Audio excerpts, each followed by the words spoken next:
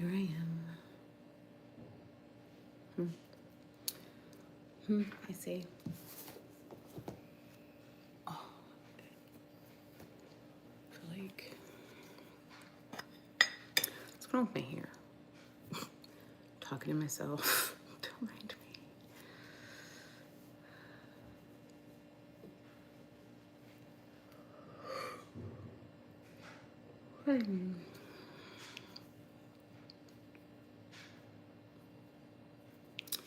Hi, hello.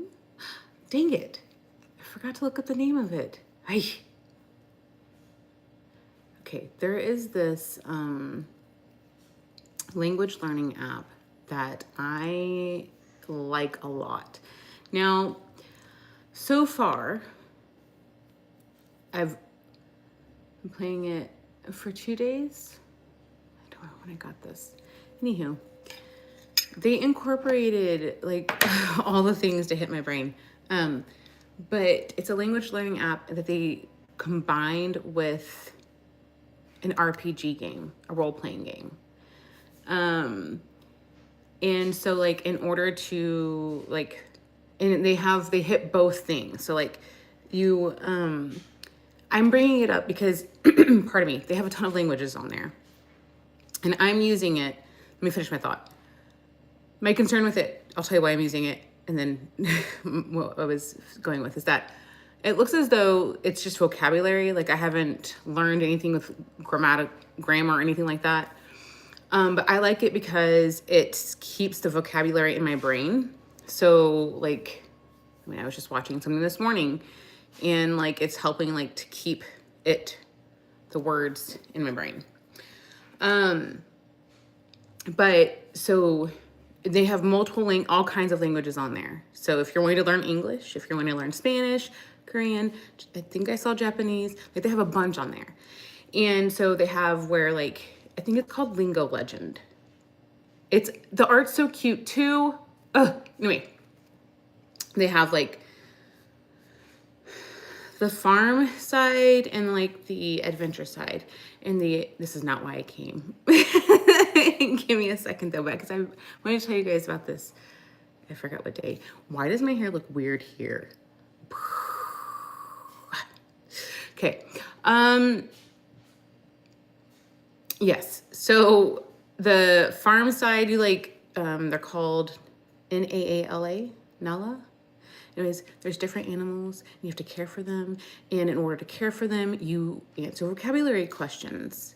And like I have it to where it hides the answers. I don't like doing that because I don't want to see the answer beforehand. I want my mind to recall it and then to confirm what it is.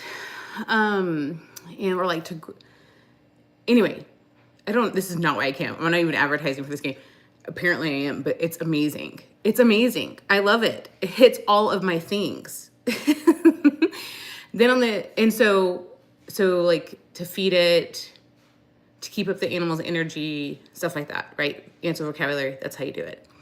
On the adventure side, you actually like use your cards, like a role-playing game, and you have your cards and it has like damage and healing and all that stuff.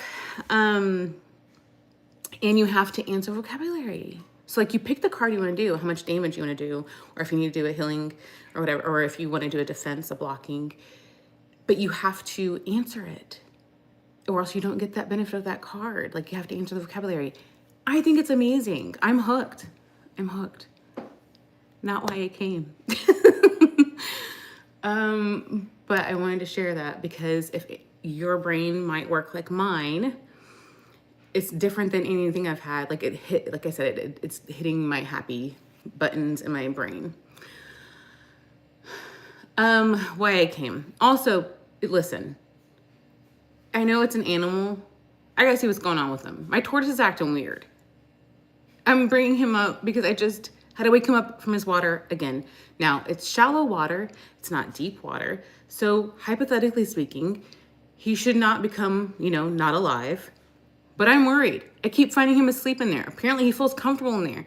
And I'm like, dude, no. Why are you falling asleep in your water? Like, it looks scary. Please get out of it.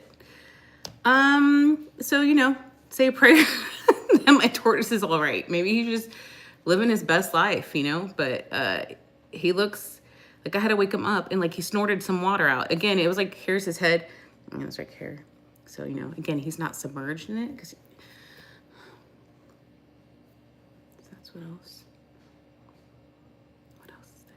That's it. Why I actually came. I came because there are the book readings. I think I'm going to start reading part of it right now. This moment. My concern with the books is that I read these books. I had to think about it. Time kind of morphs for me. And I feel like so much has happened. Anyway. And so I had to think about when I actually read these books. And it's probably about 12 years. 10 to 12 years. And my concern is that I may not feel the same way as I did when I first read them. I also, now, again, as I've said multiple times with these books, and I will say now with these books, the view, what did they say beforehand? The views and opinions of the whatever do not represent me because I am my own person. I didn't write this. There's times I like highly agree or I'm like, yes, things got me, you know, this is me. So there's that. I'm gonna start reading it. If ever I feel like, you know what, I don't agree with it at all anymore, I won't finish it. Sorry. I'll have to see. I'll pray. That being said, is that I have found that I believe we all share universal questions. My many years later now, after reading this book and both books, I've known women who are wild at heart. Now we're all wild at heart, but what I mean is he talks about dreams of being the hero, beating the bad guys, of doing daring feats and rescuing the damsel in distress. I don't know about all that, but for like rescuing anybody, but I do know that like, so maybe I need to slow down. My point, I'm going to start reading it. And there's 12 chapters in this. I'm going to try to read a chapter a day. Is that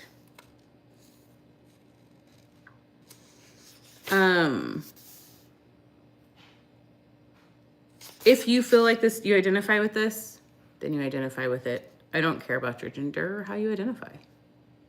Again, we all have universal questions. This is written for men. I found it interesting and helped me to understand at the time that I read this of like, you want to be honest. You want to know what it helped me? 12 years ago, maybe 14, 12 to 14. You do the math of how old I was. I'm not going to tell you. Oh, that's why. They're stuck in the, Priscilla. Anyway, they're stuck in their a certain phase of their life. They haven't grown up. I'll say that and I'll leave it be. Anywho,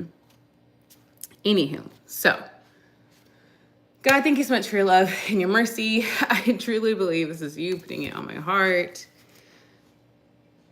I want to shed any preconceived notions or things I may have, judgments, because I don't know where that came from, God, where all of a sudden I was like, I don't know about this. But I do trust in you. So please help us to hear whatever it is that we are supposed to hear. Just thank you for this time together. Amen. All right. Thank you for coming. All right. So should I read the introduction? It's very short. I guess I'll read the introduction because it's short. Oh, so my pets have automatic feeders now. You're going to hear an automatic feeder go off. If I don't hear my cat's automatic feeder go off, I have to go feed her myself. So just as an FYI. All right, so introduction. Oh, this is Wild at Heart by John Eldredge. I know. I almost want to apologize. Dear Lord, do we really need another book for men? Nope. We need something else. We need permission. Permission to be what we are, men made in God's image. Permission to live from the heart and not from the list of should and ought to that has left so many of us tired and bored. Most messages for men ultimately fail. The reason is simple. They ignore what is deep and true to a man's heart, his real passions, and simply try to shape him up through various forms of pressure. This is the man you ought to be. This is what a good husband, father, Christian, churchgoer ought to do. Fill in the blanks from there. He is responsible, sensitive, disciplined, faithful, diligent, dutiful, etc. Many of these are good qualities. That these messengers are well-intentioned, I have no doubt. But the road to hell, as we remember, is paved with good intentions. That they are a near total failure should seem obvious by now. No, men need something else. They need a deeper understanding of why they long for adventures and battles and a beauty, and why God made them just like that. And they need a deeper understanding of why women long to be fought for, to be swept up into adventure, and to be the beauty. For that is how God made them as well. So I offer this book, not as the 7 steps to being a better Christian, but as a safari of the heart to recover a life of freedom, passion, and adventure. I believe it will help men get their heart back and women as well. Moreover, it will help women to understand their men and help them live the life they both want. That is my prayer for you. It is not the critic who counts, not the man who points out how the strong man stumbles, or where the doer of deeds could have done them better. The credit belongs to the man in the arena, whose face is marred by dust and sweat and blood, who strives valiantly, who knows the great enthusiasms, the great devotions, who spends himself in a worthy cause, who at the best knows in the end the triumph of high achievement, and who at the worst, if he fails, at least fails while daring greatly, so that his place shall never be with those cold and timid souls who have never known neither victory nor defeat. Teddy Roosevelt. The kingdom of heaven suffers violence, and violent men take it by force.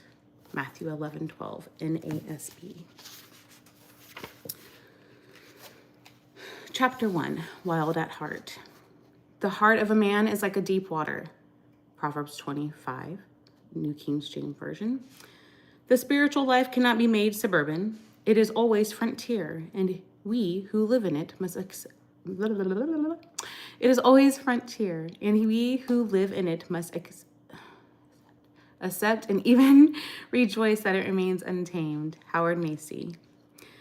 I want to ride to the ridge where the west commences. I can't look at hobbles, and I can't stand fences. Don't fence me in. Cole Porter, don't fence me in. I think that's why it's like I've known many, I know again, but I've known women who are that same, like who are wild at heart, who have that thing about them. So again, if you identify with it. At last, I am surrounded by wilderness. The wind in the top of the pines behind me sounds like the ocean. Waves are rushing in from the great blue above, cresting upon the ridge of the mountain. I have climbed somewhere in the Sasquatch range of central Colorado. Spreading out below me, the landscape is a sea of sagebrush for mile after lonesome mile. Zane Grey immortalized it as the purple sage, but most of the year, it's more of a silver gray.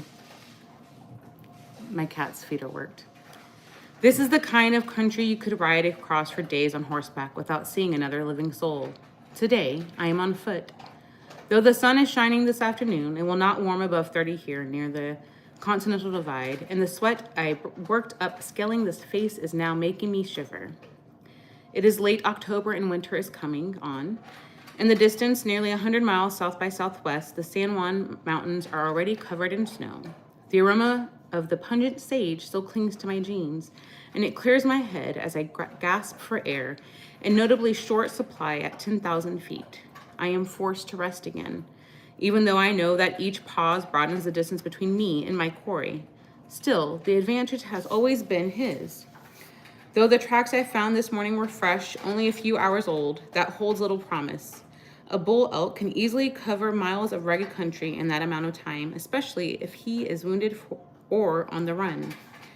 The wapiti, as the Indians called him, is one of the most elusive creatures we have left in the lower 48. They are the ghost kings of the high country, more cautious and wary than deer, and more difficult to track. They live at higher elevations and travel farther in a day than nearly any other game. The bulls especially seem to carry a sixth sense to human presence. A few times I've gotten a few times I've gotten close. The next moment, they are gone, vanishing silently into aspen groves so thick you wouldn't have believed a rabbit could get through. It wasn't always this way. For centuries, elk lived out on the prairies, grazing together on the rich grasses in vast numbers. In the spring of 1805, Meriwether Lewis described passing herds lolling about in thousands as he made his way in search of a northwest passage. At times, the curious wandered so close he could throw sticks at them, like bucolic dairy cows, blocking the road. But by the end of the century, westward expansion had pushed the elk high up into the Rocky Mountains. Now they are elusive, hiding out at timberline like outlaws until heavy snows force them down for the winter. If you would seek them now, it is on their terms and forbidding haunts well beyond the reach of civilization. And that is why I come, and why I linger here still, letting the old bull get away. My hunt, you see, actually has little to do with elk. I knew that before I came. There is something else I am after, out here in the wild. I am searching for an even more elusive prey, something that can only be found through the help of wilderness. I am looking for my heart. Pause, I have to let my dog out 1 second, please.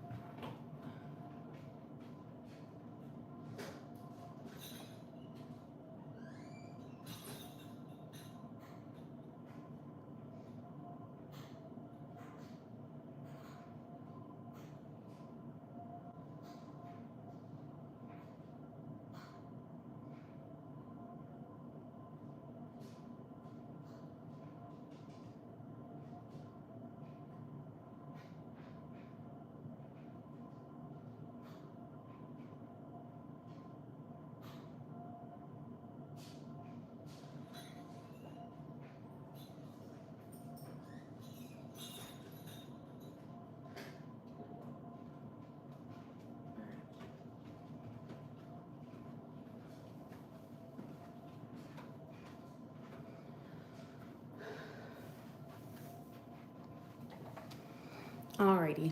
Let me fix my pants. Thank you for your patience. Okay. Wild at heart. Eve was created within the lush beauty of Eden's garden, but Adam, if you'll remember, was created outside the garden, in the wilderness.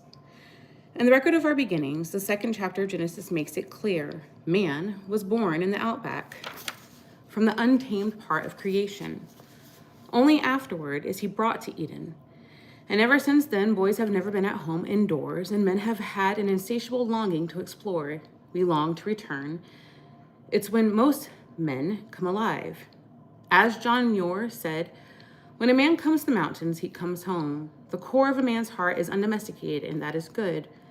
I am not alive in an office, as one North Face ad has it. I am not alive in a taxi cab. I am not alive on a sidewalk. Amen to that. Their conclusion, never stop exploring. My gender seems to need little encouragement. It comes naturally, like our innate love of maps. In 1260, Marco Polo headed off to find China. In 1967, when I was 7, I tried to dig a hole straight through from our backyard with my friend Danny Wilson.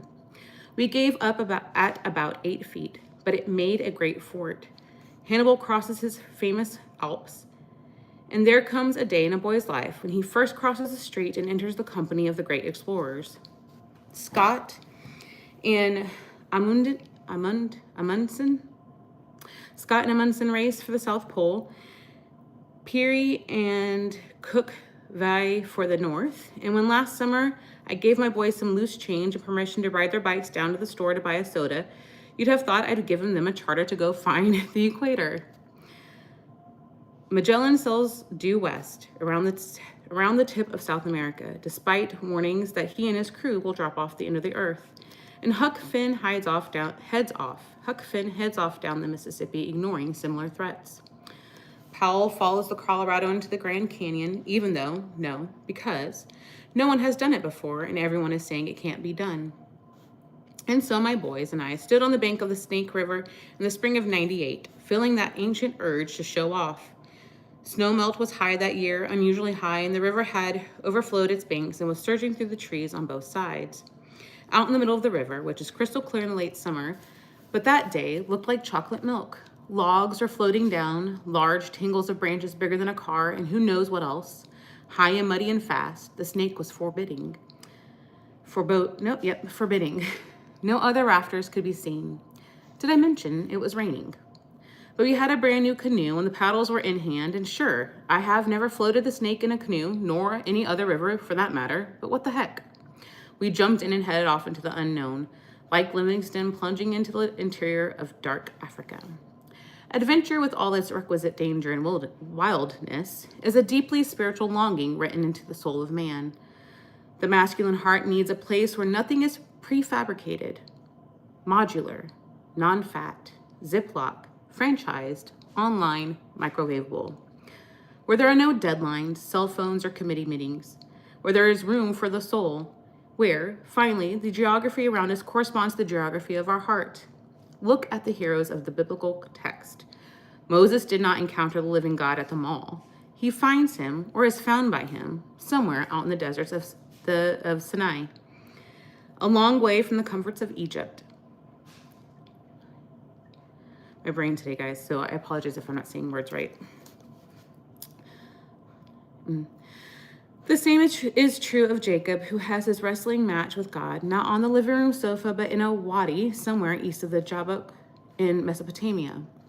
Where did the great prophet Elijah go to recover his strength? To the wild, as did John the Baptist and his cousin Jesus, who was led by the Spirit into the wilderness.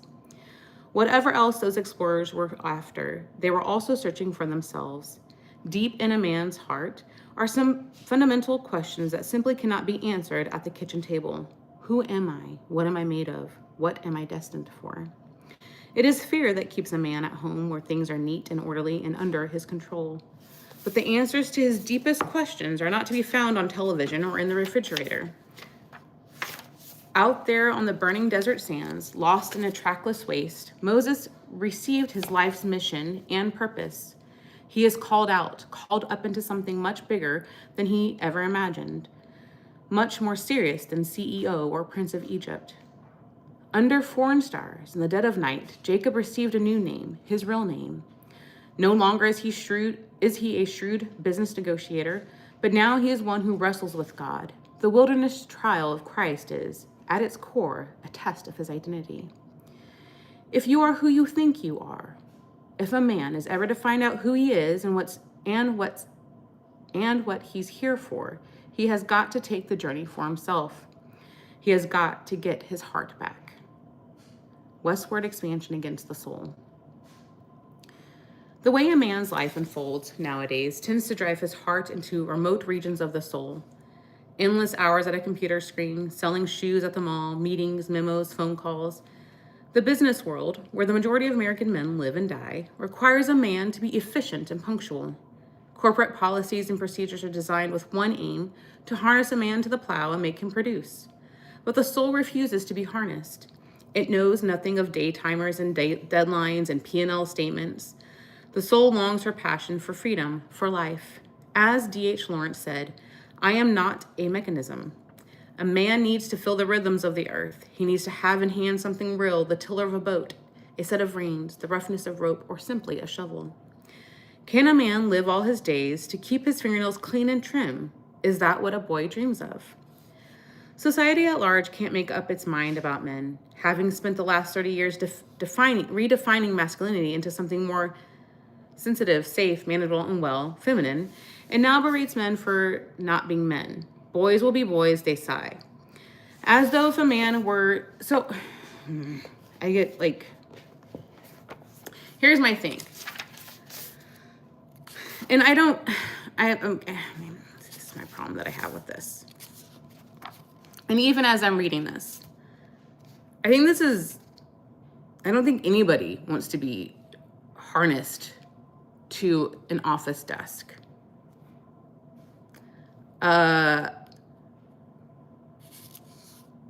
As someone, this is what I had a problem with, and I'm glad I ended up reading it out loud. I don't think I'm going to finish it, guys. I don't like, and again, this is not the time for that. I'm not going into that. But I'm going to stop reading.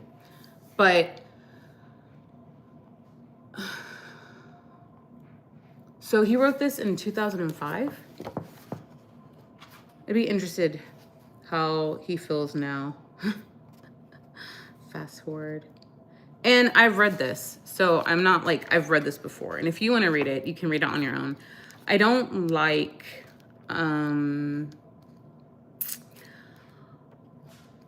I feel as though it's, I don't know what they're talking about, because literally just on Sunday, my son had an episode in Sunday school because they were making fun of love. It cracks me up. If a song is talking about love and like he doesn't get it, that it's love, like they're talking about the kind of love, I always have to say it, they're talking about the kind of love that they have. Why are they talking about love like that? Love is beautiful. And so I'll be like, buddy, it's because the kind of love they've known, or they don't want that kind of love. Anywho. And I guess in the children's church, Sunday school, they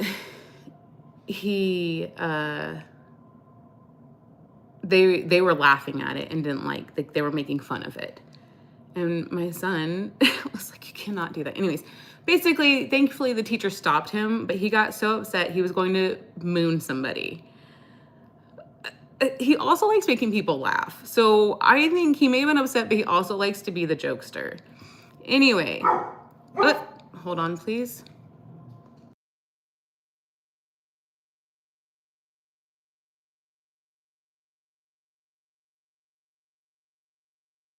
My dog likes to bark randomly. I don't hear any delivery people.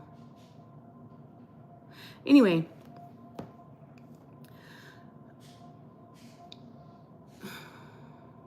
Yeah, I don't hear anything. Okay. So what was I saying? Oh.